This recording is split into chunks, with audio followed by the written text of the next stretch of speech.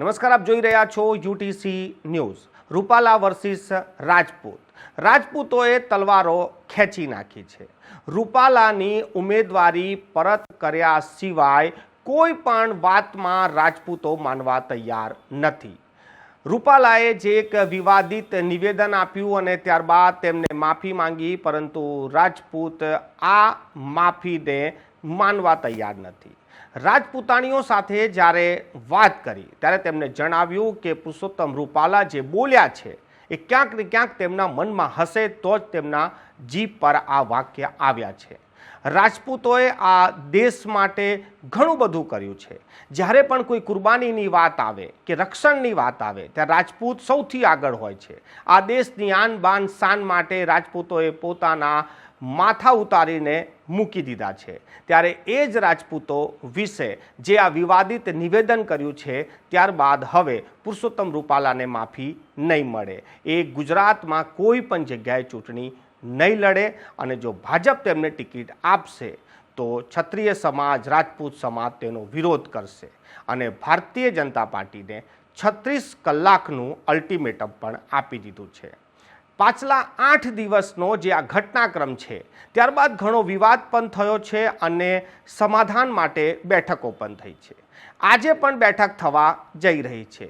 આ બેઠકમાં શું સુખદ સમાધાન આવે છે તેનો તો ઇંતજાર સૌ કોઈને રહેશે, પરંતુ ગઈકાલે અમે જે ચર્ચા કરી છે એ ચર્ચા બાદ તો એક વાત સ્પષ્ટ છે કે રાજપૂતાણીઓ ખૂબ જ આક્રોશિત છે, નારાજ છે પુરુષોત્તમ રૂપાલાના આ નિવેદનને લઈને। તેમનું તો માત્ર એક જ વસ્તુ કહેવું છે કે માફી તો નહીં જ મળે, કેમ કે જે શબ્દો તેઓ બોલ્યા છે તેઓ તો તેઓ વિચારી પણ નથી શકતા।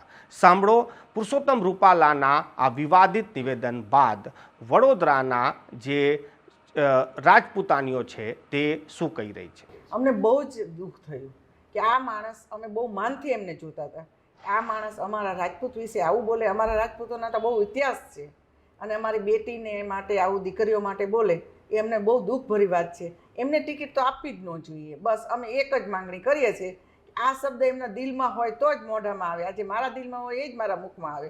એટલે અમે એમને બહુ ટિકિટ આપવા માટે ના જ પાડીએ છીએ કે એમને ટિકિટ ન આપે, કોઈ ગુજરાતમાં ન આપે, એટલો જ અમારો વિરોધ છે। બાકી અમે ભાજપ સાથે કોઈ વિરોધમાં નથી। અમે 90 સંસ્થા છીએ, સંકલન સમિતિવાળાએ નક્કી કર્યું અમે હવે બધા એને લડાઈ જ કરશું કે અમને આ ન જોઈએ રૂપાલા, આનું સમાધાન છે જ નહીં।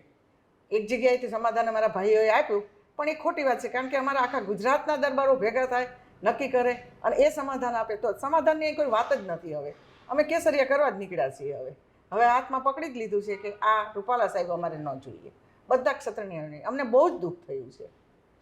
હા, અમને આટલા રાજપૂત સમાજને એ જ પ્રશ્ન થાય છે કે રંજનબેનનો અહીંયા થોડોક નાનો એવો ઉહાપો થયો બરોડા ખાતે અને તરત જ એમની ટિકિટ રદ કરી અને બીજા ઉમેદવાર નિમાઈ ગયા।